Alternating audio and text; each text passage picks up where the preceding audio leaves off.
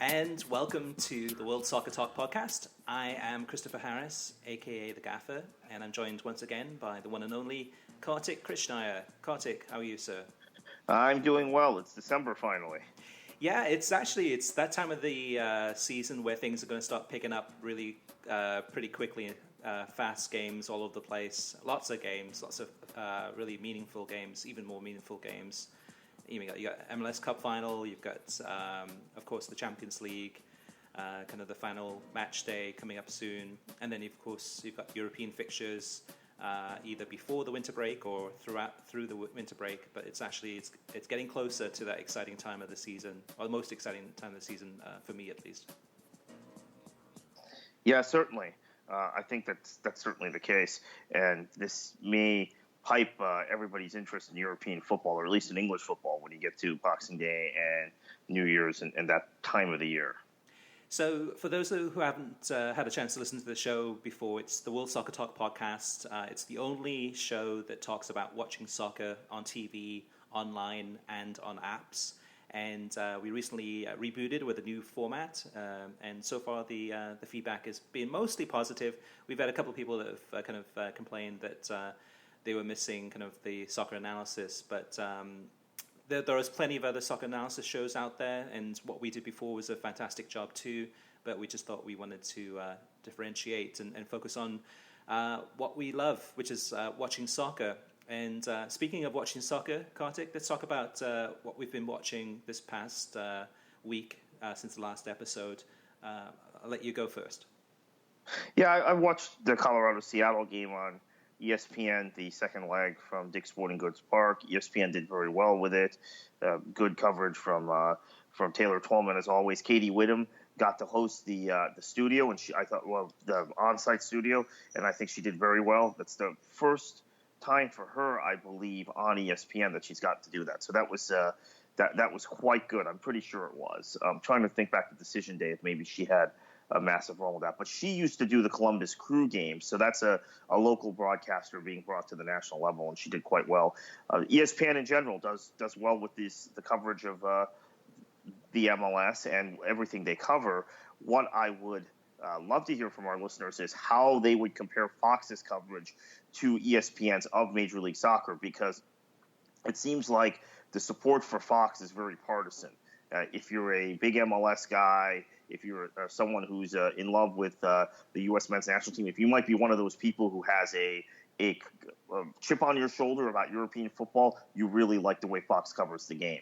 If you're someone who is anti-MLS and may have a chip on your shoulder about Major League Soccer and is one of these promotion relegation people in the United States, you hate Fox. But what about everybody else? How do you feel about Fox versus ESPN in terms of Major League Soccer? Love to hear from you. Yeah, speaking of Fox too, last night's game, the game between Toronto and Montreal. Yeah. So that one I missed. It was my wedding anniversary, so I went out to dinner, so I missed that one. But did you get a chance to watch the game on Fox, and what was your impressions? Well, I watched the game with our friend Simon Evans at a restaurant, so we didn't listen to the broadcast. Although I must admit, I threw out there before the game that I was disappointed the game wasn't on ESPN, because ESPN FC, the show, ESPN FC on air on ESPN News with Taylor Twellman, Brian McBride, Ali Moreno, Craig Burley were giving very, very good build-up and detailed analysis of the game in the build-up in the hour before the game. Then I had assumed you'd get on Fox, who were actually covering the game. So I can't make a comment on how Fox did. I saw what was on my Twitter feed, which was snarky comments from the pro-Rel crowd and anti-MLS crowd, and very favorable comments from the pro-MLS crowd. That's, again, why I would love to hear from people who are maybe fans of European football who casually watch Major League Soccer, or are just people who like soccer and are not in these ideological camps or these ideological fights, which are really tearing apart U.S. soccer now, especially with what's going on at the second and third division level as well. So I'd love to hear from our listeners as to how they evaluated Fox on that coverage, because, of course, Fox has the MLS Cup this year for the first time ever. It's always been on ABC or ESPN the first 20 years of the league. This is the first time it's going to be on another network, and quite frankly, I'm going to be honest, I'm a little bit concerned about that. Not so much on my side. I mean, I think Fox does. I think Fox gets MLS, and it's probably may not be the best coverage ever done, but I think they'll be okay. It's going to be on Fox over the air, and I think they'll make a big splash. I think they'll put every extra effort into trying to make that as good as possible, and it's going to be a great atmosphere in the stadium. So I think that helps rather than, say, the Toronto-Colorado game from 2010, where there was, seemed to be hardly anyone there, and it was just really cold that night. So and there was also a walkout that night. I was there at that MLS Cup, and the Toronto fans chose that occasion to protest high ticket prices, which was within their rights. And they walked out, and that showed how few traveling fans there had been from other locales to witness the game. It was really very embarrassing for MLS, and I think that incident had a lot to do with them scrapping the neutral site MLS Cup concept, which they had employed for 15 years up to that point. Yeah, so moving on to me, from what I've been watching this past week, I've been kind of watching a ton of soccer. There's been so much on. This seems like so far away, but it was only last week. But it was the Dortmund against Legia Warsaw game. Previously, I think the previous match day or the match day before that, it was the great game between Legia Warsaw and Real Madrid in the closed door match, which was entertaining back and forth. And now this one was the Dortmund 8, Legia Warsaw 4 game, which was absolutely incredible to watch. BVB were just on fire, but defensively very weak. But at the same time, though, too, I watched this one on Multimatch 90, which I think I've talked about before too. It's one of those shows. It's a whip around show that I absolutely love, and I think it's one of the best things that's coming out of Fox.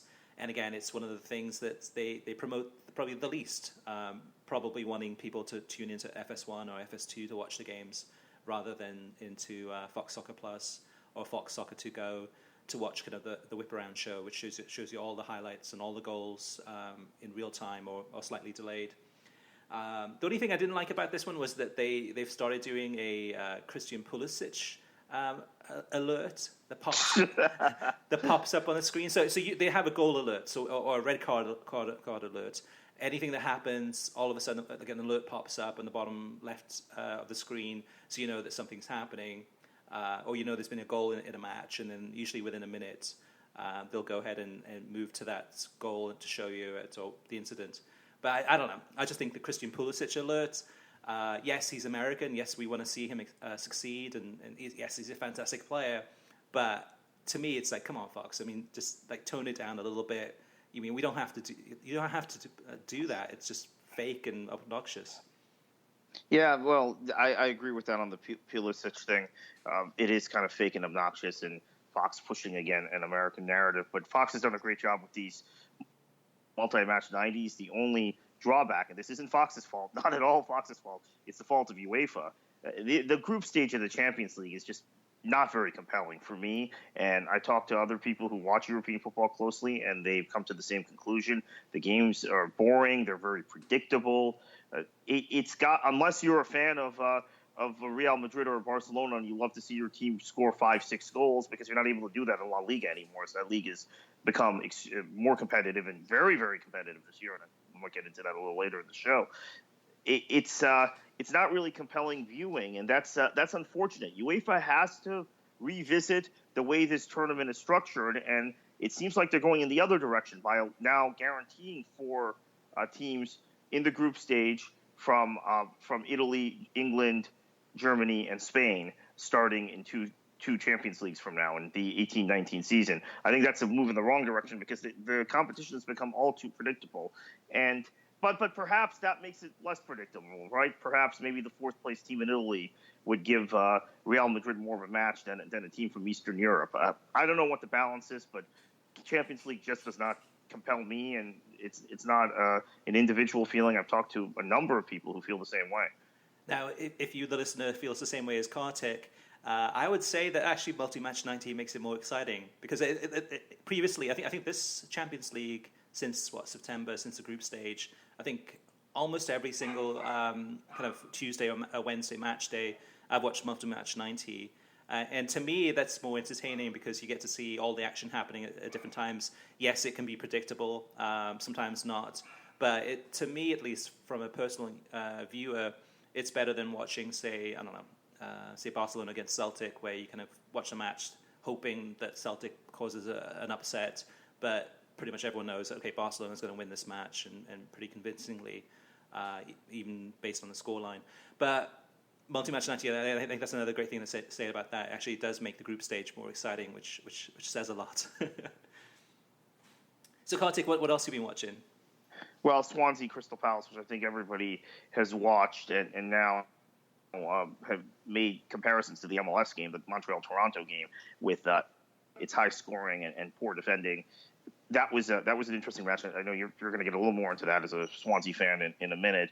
Chelsea Spurs was interesting. Arlo White is becoming very natural, calling these London derbies. Graham Lasso was with him for this occasion, and it seems like NBC, there's a lot of stuff they get right, but that 5:30 p.m. British Standard Time, 12:30 p.m. Eastern Time kickoff, when it involves two London teams, seems to be really their bread and butter. And maybe it's familiarity, maybe it's context, but they seem to do even better with those matches than with, let's say, the Manchester United-Liverpool match. Right. And this season has been a bit unfair to a lot of Manchester United fans because, the Manchester United-Liverpool match was on a Monday, which had a pretty big viewing audience, but it still doesn't have the same kind of feeling or atmosphere or kind of build-up that say a Saturday or Sunday match does, because it's, for us, most of us, it's during office hours. Most of us get to watch it anyway, but you know what I mean. And also Manchester United's had a lot of early morning kickoff matches, kind of the 7:30 on a Saturday Eastern Time or Sunday morning kind of early kickoffs. So there haven't been a lot of United's games at that 12:30 Eastern Time on a Saturday. Maybe it's a good thing. Maybe the way that Manchester United's been playing recently in terms of kind of the topsy-turvy results. But I think that's one of the reasons, too, in terms of Premier League TV ratings, is that we haven't seen some big numbers. Is a lot of those games, like Man United against Arsenal, is 7:30 in the morning, 4:30 in the morning Pacific time. It's a tough ask for even the most diehard Man United or casual soccer fans.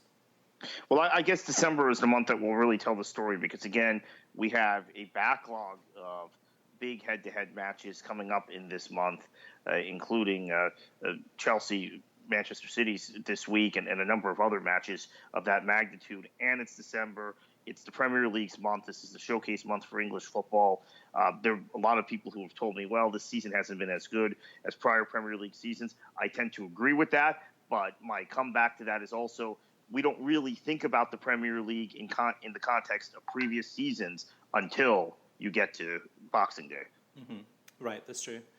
Some of the other matches, real quickly, that I watched, Liverpool against Sunderland, which was last weekend.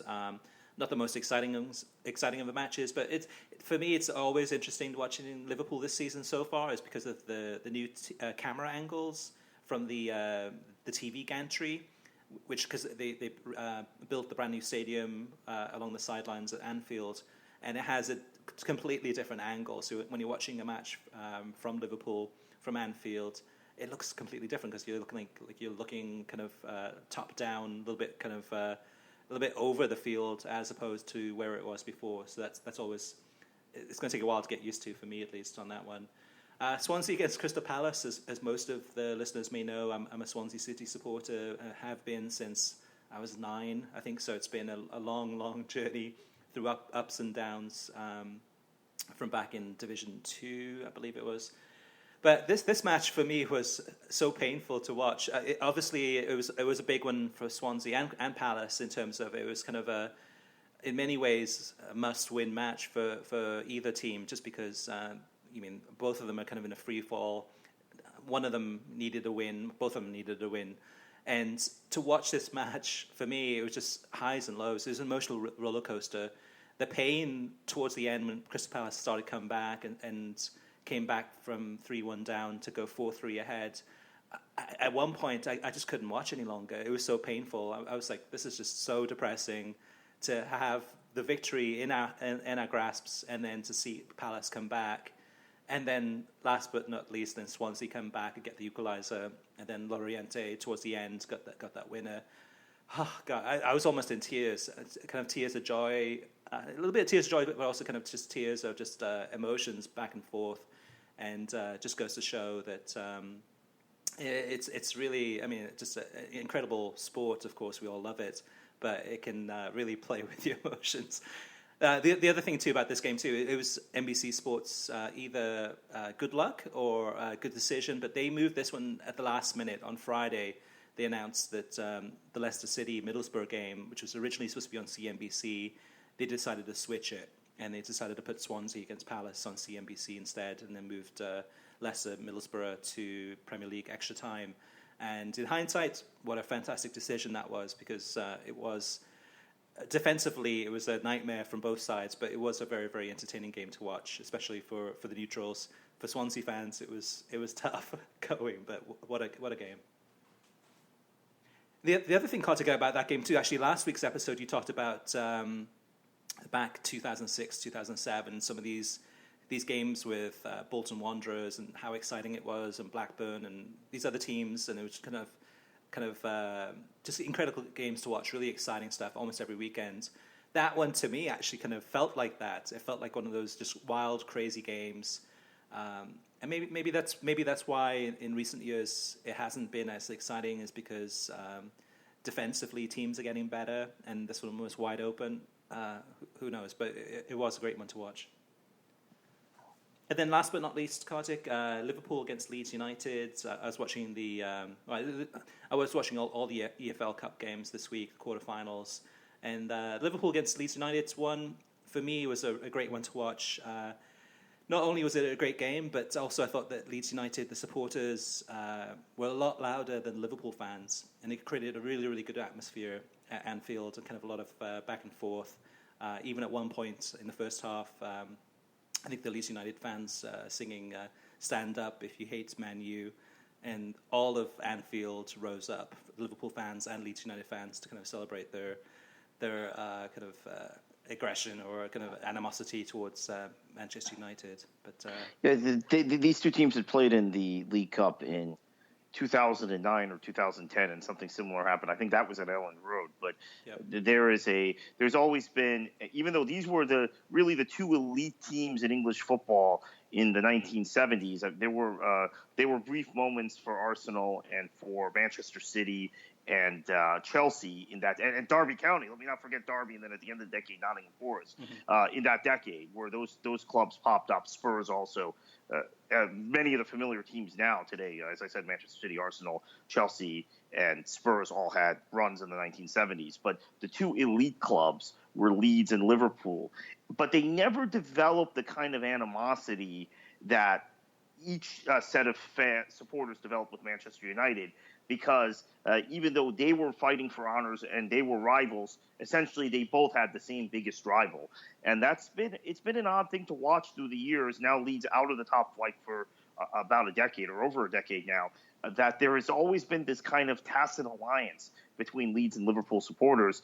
And for those of you who are newer football fans, you got a taste of what it would be like if Leeds gets back to the top flight. Yeah. Incredible support. One of the largest cities in England now has not had a top flight team in over a decade. It's a loss for English football. I've said this over and over again for years. Not having Leeds United in the top flight is a big, big blow for English football. It hasn't decreased English football's marketability around the globe, but I just think Leeds enhances that. And they're having a pretty good season under Gary Monk, and they have an outside shot at being promoted this season. Yeah. I think right now they're in fifth. They still have, like, globally one of the, I think, top 10, well, maybe not top 10 in longer, but one of the largest global fan bases.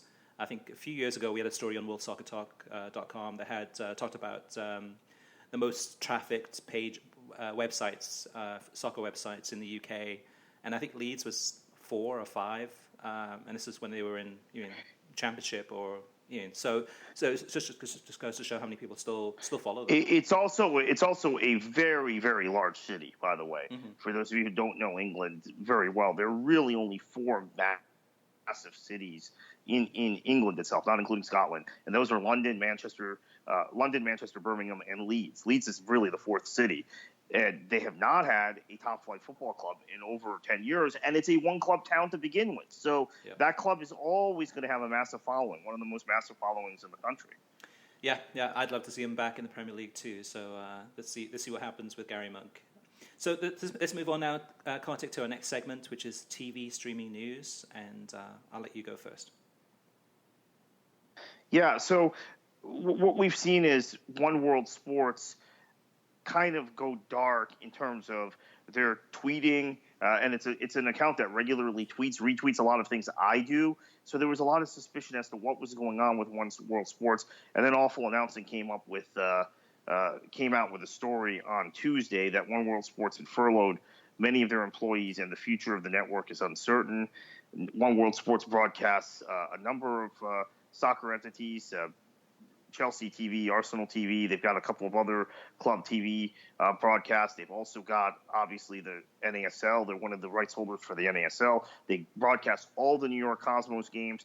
They've got some Asian football rights. So it would be a fairly big blow to football fans. And then they probably show more cricket than any other channel that's accessible in the United States. So let's hope these are just temporary layoffs and temporary furloughs, and One World Sports is back up and running at optimum levels in the near future. But based on the reported Awful Announcing, it doesn't sound terribly promising. Yeah, plus there's some great talent over there too. You got JP De La Camera, who does a lot of work with them, Shep Messing, Janusz Mihalik. So there's definitely a lot of I think soccer talent that many of our listeners, you guys, as well as us, know and love and appreciate, and so hopefully things will turn around, and hopefully they'll still keep on going, because it's definitely we'd hate to see a soccer well, it's not soccer specific, but definitely a soccer friendly network go away. So Kartik, the big news, we've been talking about this for a few weeks now in terms of it coming soon, and it has officially announced and it has officially launched, and that's DirecTV Now, which is a streaming service from DirecTV. It's a standalone service. You don't need to be a subscriber to DirecTV, the satellite company, or AT&T. You can just, if you wanted to, you could cut the cord and subscribe to DirecTV Now. So some of the details about it for soccer fans, it launched on November 30th. If you go to directvnow.com, you can check it out. You can watch up to 2 streams simultaneously. So if you or your friend or loved one, you guys can both be watching different programming from DirecTV Now at the same time, as long as that's 2 streams.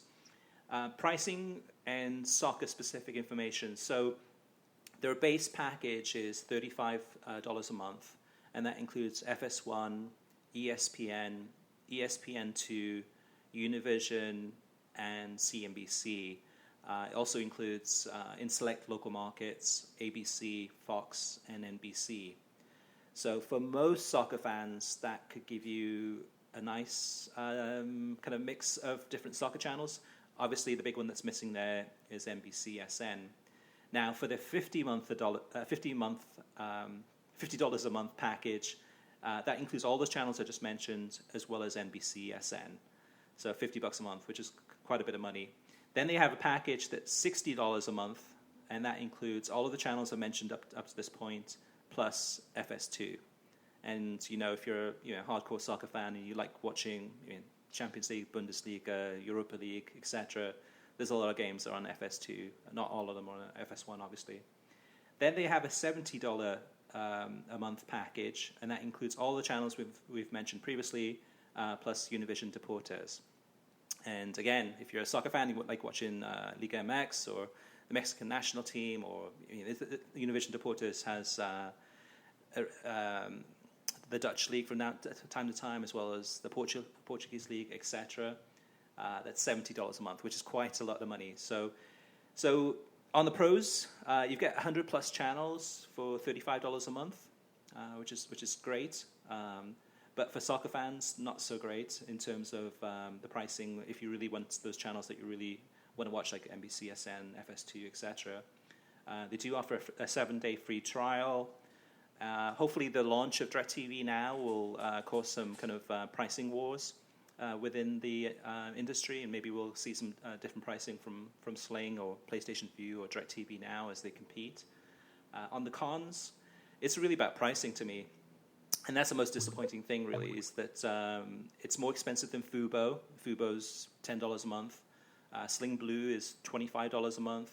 And PlayStation Vue is $30 a month.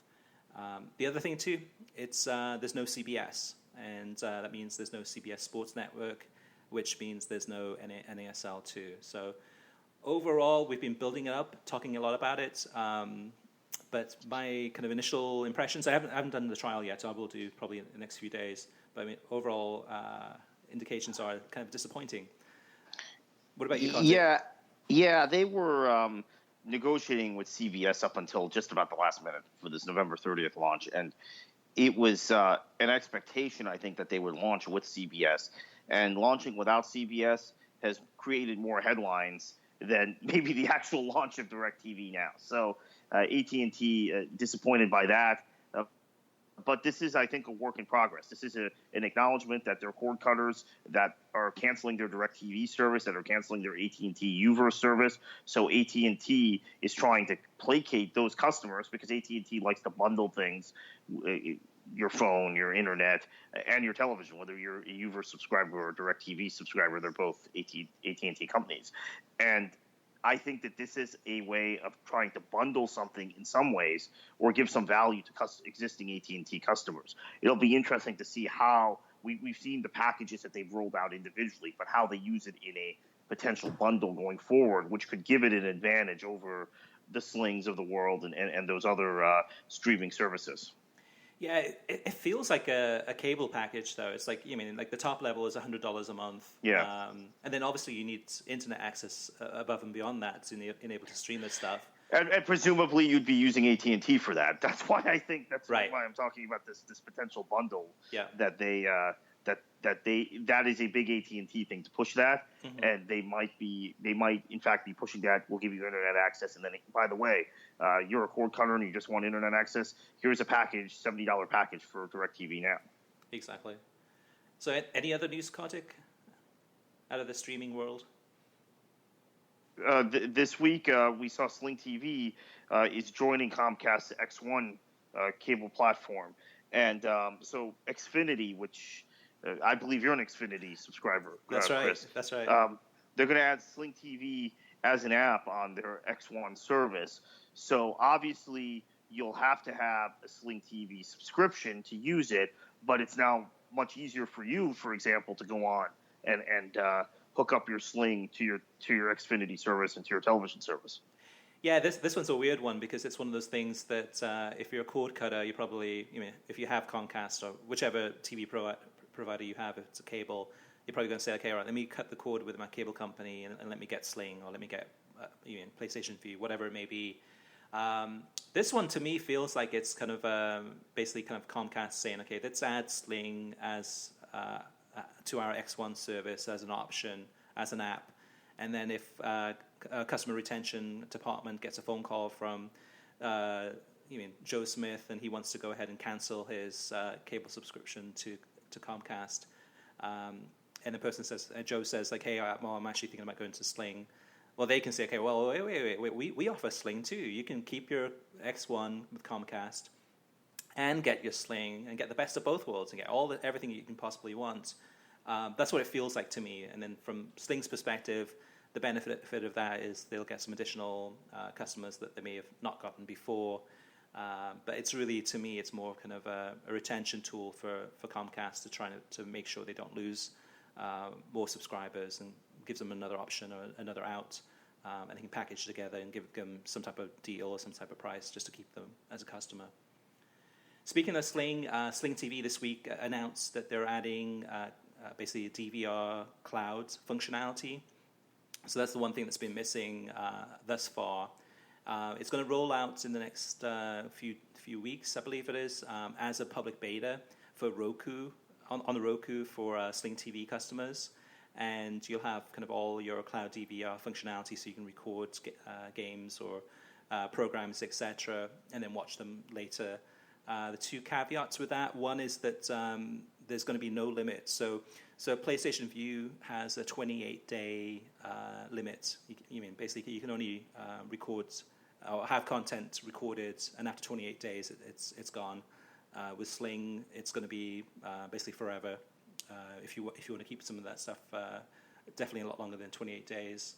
And then the other thing too is that actually I forgot what I was going to say, but anyway, it's coming out soon, and then they will after the Roku public beta, they're looking to launch that then in 2017, kind of early 2017 for some of the other devices. But yeah, that'll be great. Hopefully they'll be coming out soon, because it's definitely something that's definitely well needed. Yeah, Fubo TV has a DVR function that works on some devices. I know it works on iOS devices. I'm trying to recall if it works on laptop computers and on desktop computers. Yeah. There's some devices it doesn't work on, and there's some devices it does. So, but that's been useful for me as far as taping games and going back and watching them later. And you can have as many as 3 events on your DVR at once on Fubo. Yeah, definitely. That's the type of functionality we need, and we'll be talking about that in our featured topic of the week later in this episode. We're going to be talking about kind of what streaming platform, what streaming setup would be ideal for soccer fans. There's so many different options there. So let's move on to the next segment, and that's talking about TV ratings. And I'll go first, Kartik, and that's Sunday's airing of the second leg of Super Classico on Univision between Chivas and Club America was simulcasted on Univision Deportes, but also shown on Univision, and that had an average viewing audience of 3 million. Wow, that's a huge number. 3 million people watched that match, and that was the second leg that was on Sunday, and that's the one that Club America won. The match that was a few days before that. That was the first leg. That was on the Thursday, and that one again was on Univision and also on Univision Deportes, and that had an average audience of 2.9 million. So huge numbers for the Liga MX quarterfinals of the Apertura. Yeah, we talked a little bit about the London Derby earlier, and Chelsea Spurs. That was on over-the-air NBC. Your NBC affiliates in various markets, and it averaged 959,000 viewers, not quite a million, second highest viewership this season, and a nice bounce back for NBC, because we've been talking about how Premier League late ratings and soccer interest in general seems to have declined this year in the United States, but this was a nice little bounce back Saturday for NBC. And then almost 2 weeks ago, we had the Dortmund against Bayern Munich game, which was on Fox over the air, the broadcasting network, and that had 426,000 viewers. And the next day, which is on that Sunday, it had Hoffenheim against Hamburg. It was a 2-2 draw, and that one delivered actually for Fox for FS1 the most watched Bundesliga match ever on that channel, and that was 102,000 viewers. Not a huge number in the scheme of things, but for FS1, they finally broke the 100,000 number for a Bundesliga game, so that's promising. I think at that time, if I remember correctly, I don't think there was a Premier League match on at the same time. Correct. There wasn't a Premier League match that day until it would have overlapped maybe by about a half an hour, but there wasn't a Premier League kickoff until 4 o'clock BST, 11 a.m. Eastern time. But that was an interesting number, because Hamburg has been a terrible team these last few seasons. They've been asking to get relegated. I think they're going to go down this season. Hoffenheim, however, started the season very, very nicely, and perhaps there was some interest in watching Hoffenheim, who would normally be getting all kinds of headlines for their start, but of course RB Leipzig is what everybody's talking about, not just in Germany, but throughout world football as far as the Bundesliga. But Hoffenheim has started the season well, and maybe that affected that rating. So when you say that Hamburg's been asking to be relegated, do you mean that, or do you mean that it's better? Yeah, the way they've been cycling through managers, the way they've been cycling through players. This is a massive club that has fortunately escaped relegation, just escaped the last few seasons, and this season, they're if you're a Premier League fan, they're a lot like Sunderland. I'll just leave it at that. Okay.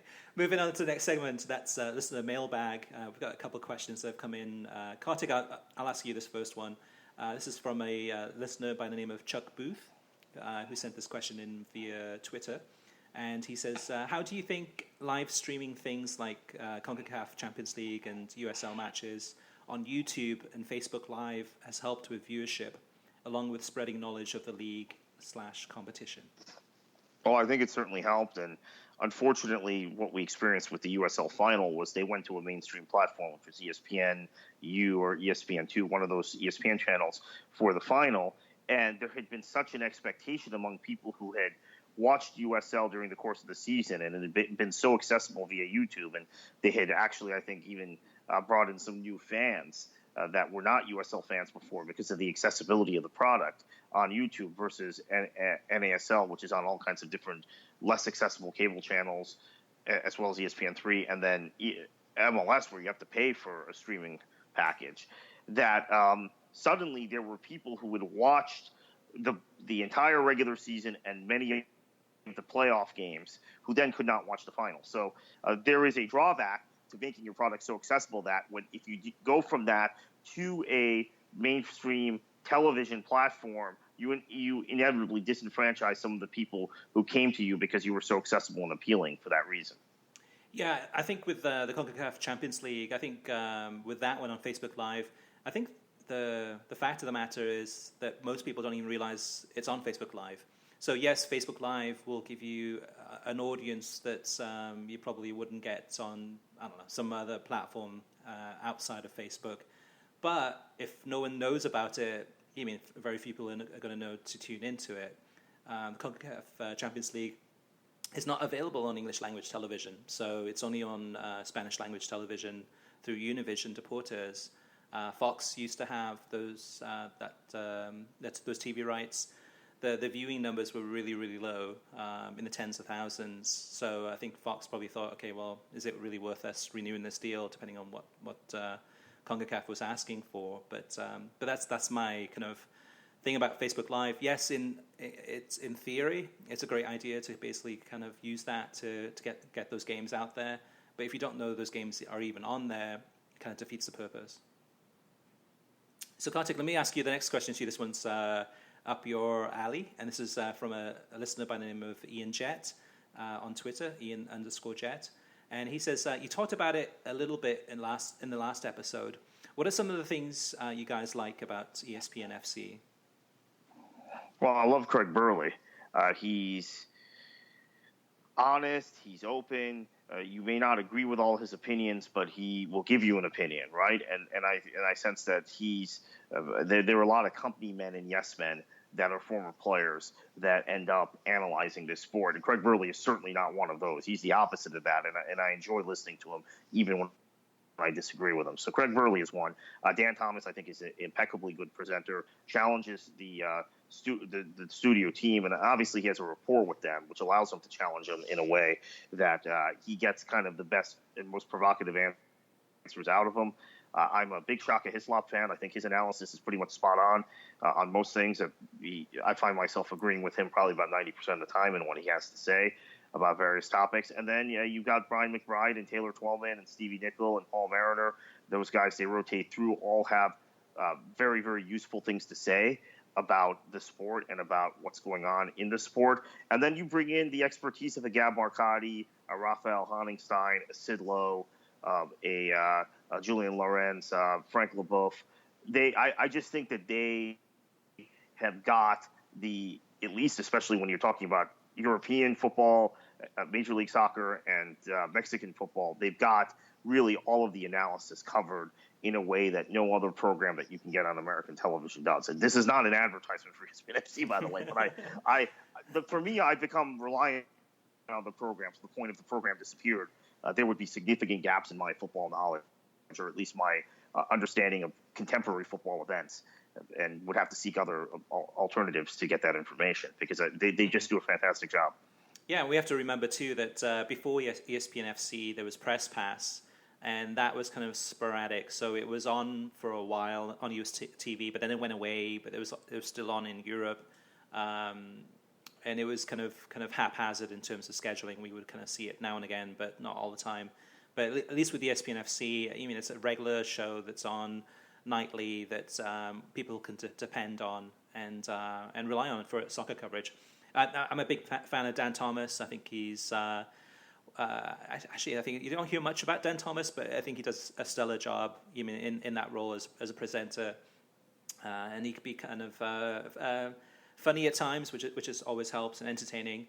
The other thing I think I like about it too is just the atmosphere on the set. So, for example, Brian McBride, and this happened like over a year ago, or maybe a couple of years ago, when Brian McBride was on the Fox sets for Champions League or Europa League or whatever it may be.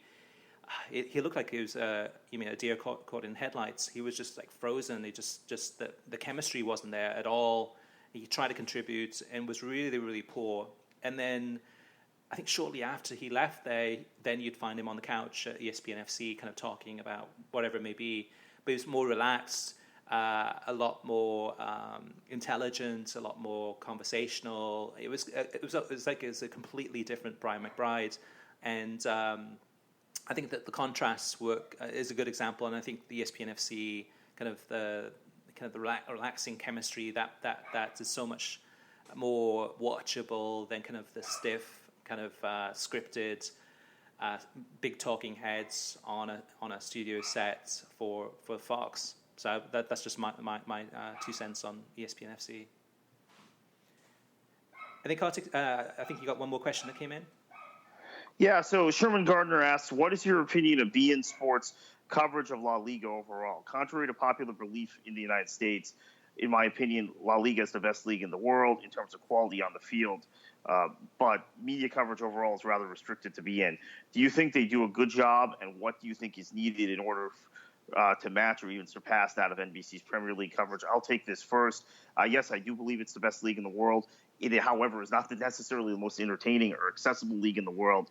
Entertainment tends to trump quality in terms of what drives fans to watch things. And the Premier League is the most entertaining league in the world. It's probably the most entertaining football product on the planet. It's in reality more entertaining than even these summer tournaments, the Euros and the World Cup, everything. I think a big problem with BeInSports, and we need to elaborate on this more, is their unwillingness to share highlights of their of their properties in a timely fashion with other networks. And they like to keep all the highlights for their bumper programming, which is quite good, things like the Express and the Locker Room, etc. But I think being able to see La Liga highlights instantly on ESPN FC, not being able to see them on whatever soccer programs Fox or NBC are bringing, limits kind of the exposure for the league and has been, I think, somewhat damaging to growing La Liga's brand beyond Barcelona and Real Madrid or beyond the teams that are in Champions League that are on Fox anyway. And that has hurt and stunted the growth of the league in the country. I do think it's still kind of a niche league and would be behind the Premier League in terms of overall footprint in the United States, regardless of what BeInSports was doing with highlights of matches. But I think that certainly hurts them.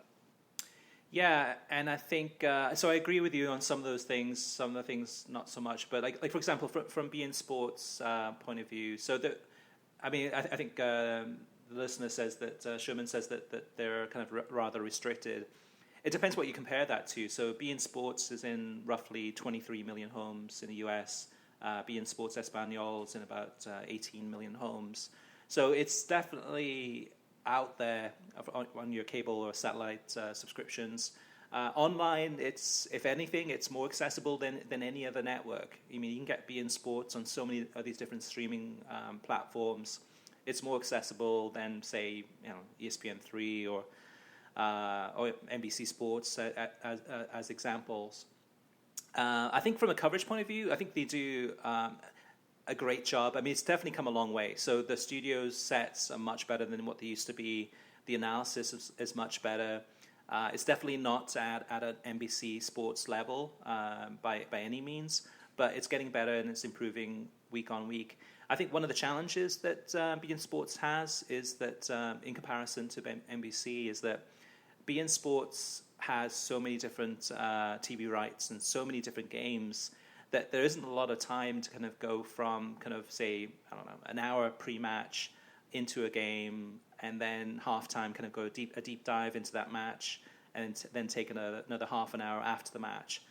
They have so many TV rights that it's kind of moving quickly from one game, kind of a quick highlights package, and then onto the next. And that's something that NBC Sports, with having the Premier League and not having any other leagues, they're able to kind of dedicate a lot more time and preparation, research, etc., into covering the Premier League that BeInSports can't do with La Liga, because they got, Liga and Serie A, this, and now lately, college football, motor racing, and a whole bunch of other American sports too. So I would defend BeInSports and say that the quality is improving. I think the big thing that's missing, I agree with you, Kartik, about in terms of the TV rights, in terms of the highlights not being made available to the other networks. That kind of stunts the growth of La Liga. They do make it available on SportsCenter, which is, so I don't know if they just have a deal just with SportsCenter that says, okay. Yeah, that's right. But that's even applies to the EFL highlights from yesterday. We talked about that earlier in the show. Mm-hmm. You could not see those on ESPN FC or on the Fox soccer programs, the Fox programs on soccer programs on FS1 or FS2, but you would have to watch SportsCenter. And for a lot of soccer fans, you're not going to endure through watching highlights of college football and 20 minutes of ad nauseum discussion about the NFL or Major League Baseball to get to those highlights. Right. So it still doesn't serve our purposes in reality. Yeah, right, exactly. I think the one big thing that's missing from BeInSports' coverage of La Liga is that for those big games, and this weekend's a great example of that, El Clasico. Imagine if El Clasico was on, I don't know, ABC or Fox or NBC or one of the over-the-air networks. On BeInSports for this weekend, kind of educated guess in terms of how many viewers they'll get. They'll probably get close to 2 million viewers on BeInSports and BeInSports Espanol combined, which by itself is a fantastic number. But imagine if that game was on over-the-air TV in the United States, how much bigger that would be. It could be double that at least. And that's the thing that's kind of, to me at least, holding BeInSports back a little bit, is that NBC has that with the NBC Broadcasting Network over the air. Fox has that. ESPN, if they really wanted to, they could go through ABC and do it that way too. They don't, but there is that option, except maybe World Cups as one example. That's the one thing that's missing. But overall, though, with BeInSports, if you look at their numbers, and this is something that hasn't really been reported that much, their numbers for La Liga this season are way, way up. They're getting some big numbers on their networks, much bigger than last year, and those seem to be continuing to grow. And it's not just Real Madrid, it's not just Barcelona, but Atleti is getting big numbers too. Often numbers that are beating or approaching MLS games. So all in all, to me at least, BeInSports is doing a great job with what they have, but they do like to keep it inside their house. They don't like to share with the outside networks. To kind of try to keep everything compartmentalized within BeInSports, and then hope that people flock to BeInSports to watch that network. So for the listeners who have questions too, or comments or feedback, if you guys agree or disagree with us, or you have questions about watching your favorite league or on TV or streaming or your apps, etc., you can send us questions, which we'll read out on air, to web@worldsoccertalk.com, through Twitter @WSoccerTalk, and then also through Facebook at facebook.com/worldsoccertalk. And we'd love to get your questions and or feedback. So Kartik, let's move on to our final segment of this week, and that's our featured topic. And this one, let me have you start off by talking about this one. But basically the question is, what would a perfect streaming platform look like for soccer fans? Something that gives you Fox access to Fox's Fox Soccer to Go, NBC Sports Live Extra, ESPN3, the beIN Sport Connect, One World Sports, Univision Deportes. It's almost like you need all of those channels if you want to watch soccer. I think it depends. If you're a fan of the Bundesliga and that's your thing, maybe you just need Fox Sports or Fox Soccer to go and Fox Sports go. If you're a fan of a Premier League club, you're going to need a bunch of services because of the FA Cup and the League Cup and the Champions League. Let's say you're a Man City or Arsenal or Spurs fan, right? And your team's in Champions League. So you're going to need all of those services. If you're a fan of Major League Soccer, you just need Univision Deportes. So, but if you're a fan of the sport and watch everything like we do, there's no real package that covers it. Fubo comes close for me, but in addition to Fubo, I still need to have access to NBC. I still need to have access to ESPN3. I still need to have access to Fox. And yet Fubo covers a lot of what I need. So I think it's difficult to envision this. Now, DirecTV Now, that we've talked about a lot on this program these last few weeks, you can tailor make a package that gets you all of the services with soccer on it. However, it's going to really set you back a lot of money, unfortunately. And what do we say? I think $70. You need a $70 a month package just to get Univision Deportes, which is an essential channel. Yeah, if you're watching Liga MX, 100. Sorry, yeah. If you're going to watch Liga MX and watch Major League Soccer on that. So there is no perfect package right now, and unfortunately, I think we have to entice the folks who provide these services to make it more cost effective and accessible for us. Yeah, the DirecTV Now, so $100 a month for everything you would want, but then on top of that, you have to get Fox Soccer to go or Fox Soccer Plus separately. Actually, Fox Soccer Plus isn't available, so an extra $20 for Fox Soccer to go. So now you're talking $120 a month, plus your internet, $50 a month, whatever it may be for internet service. It's expensive. It's back to where we are today with our kind of expensive satellite or TV operations.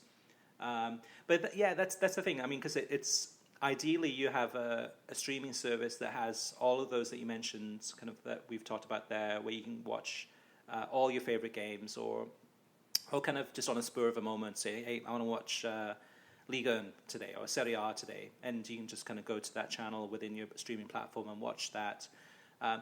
One of the biggest challenges I find is that requires the cooperation of so many different than TV networks.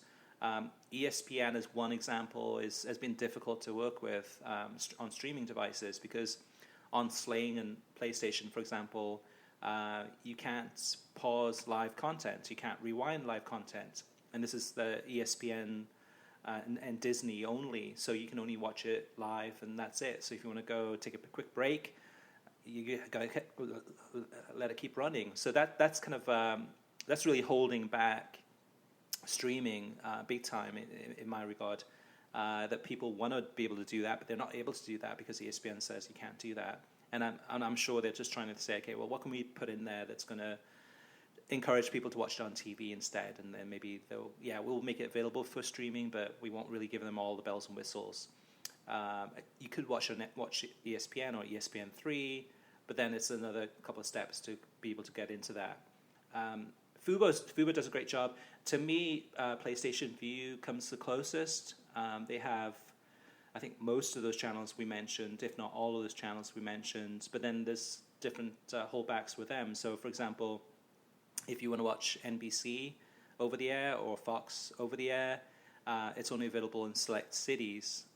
And the reason being for that too, whether it's on Sling or on PlayStation Vue, when it says select cities, those are the cities where Fox owns that network, that affiliate channel. So, for example, Miami with WSVN, that's a channel that like the big network may not own. It's just an affiliate of theirs, so they can't control that, can't show that programming. But that's a holdback too of both PlayStation Vue and Sling TVs, that if you want to watch live NBC or Fox over the air, it's only in select cities. The workaround is you can do kind of just a rabbit ears or antenna and watch that through HD, but it requires a little bit of setup. But I think all in all, I think where we are today is that I think the streaming providers and the networks need to do a better job of simplifying this whole process of kind of working together rather than working separately. Hopefully the companies like Fubo or Sling or PlayStation View, etc., can kind of try to work out those kinks and get them better. But that's the big challenge. The other thing, like BeInSports Connect, I think we saw that this week with the Arsenal-Southampton game or the Hull City against Newcastle game, is that for BeInSports Connect to get that working, it requires almost like a PhD in technology. It's like it doesn't work on Google Chrome. It only works on Safari and Firefox and Internet Explorer. And then even when you get in, it's like it requires a whole bunch of plugins. You need the Silverlight plugin, you need the Flash plugin. So for the average kind of mainstream person, they would have given up by that point. They say, this is just too much work. And that's something that, too, hopefully this perfect streaming platform just makes it simplifies the whole process of being able to watch games. Because we're willing to pay. We're willing to actually pay for these services, but I think they need to be simpler and easier to use and give us all the channels we need, and without and include all the bells and whistles without including things such as like you can't rewind or pause certain programming. Yeah, that's the DVR and recording and pausing programming, I think, is the greatest obstacle right now to this being terribly serviceable as something for someone who is a football fan who wants to watch all these different things but needs to cut the cord from being terribly viable. And I mentioned earlier, Fubo has the DVR, the kind of limited DVR where you can record 3 games on certain devices and watch and get full playback. But that's still very much a simpler way of it's just part of the way of where we need to get. Yeah, and we're getting closer. So 2 years ago, if we were having this conversation, we would be so far away from what we have today. So there's improvements being made. Back in the early days, there was Setanta I, which had the Setanta programming, which was kind of a godsend at that time because that gave you access to so much Premier League coverage that you couldn't get before if your cable company didn't have Setanta, and most of them, especially Comcast, didn't. Then we had Fox Soccer TV, which was kind of a car crash in the beginning. It would have so many issues not working or streaming problems. It was just a joke in the beginning, and that evolved into Fox Soccer To Go, which is much sturdier, much better than what it was, and still provides a ton of content. But it is expensive. It's for most people it's $20 a month, but we're getting there. I think slowly but surely, quickly, if anything, especially with the DirecTV Now, Hulu's launching their service next year, and then I think YouTube is going to do, I think it's YouTube Now or YouTube Live, which is going to have a whole bunch of streaming content too. So hopefully, it just takes time. Hopefully these companies see, everything is moving in this direction anyway.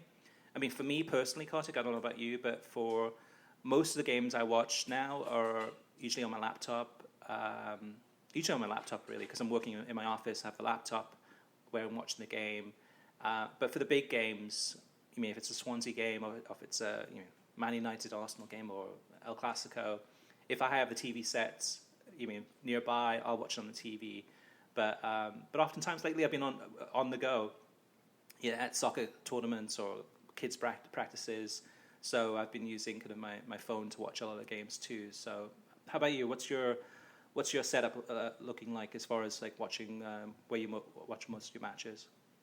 Well, I watch most of my matches either on television or via just watching Fubo on my iPad or on my laptop or on the iPhone. Generally, the iPad is what I use the most for Fubo. And again, they have that DVR feature. And oftentimes, I have to say, even if I have the channel that's on Fubo, like a beIN or Univision Deportes, I like watching it on Fubo because I can watch it on my iPad. I can be mobile while I'm watching it, and I also can set the DVR. So I just really have gotten hooked into the whole the features that Fubo offers. I think similarly, Sling and PlayStation View and all of these other services probably give you a similar experience. Absolutely, absolutely. So we've got some big football matches to look forward to. We've got, as of tonight, Thursday, there's the, I think Club America is playing in Liga MX semifinals in Apertura. Of course, you got El Clasico this weekend. That'll drive ratings, that Club America game. Oh, yeah. And especially with the Clasico, too, on Saturday. And then you mentioned the Man City game this weekend. And I'm sure there's a whole bunch of other games I'm forgetting, too. But it's going to be a big weekend, so we're going to have plenty to talk about next week. Again, if you guys do have any questions or feedback or comments, send them to us at web@worldsoccertalk.com, or on Twitter at WSoccerTalk, or at facebook.com/worldsoccertalk. So, Kartik, I'll let you lead us out. Enjoy your football.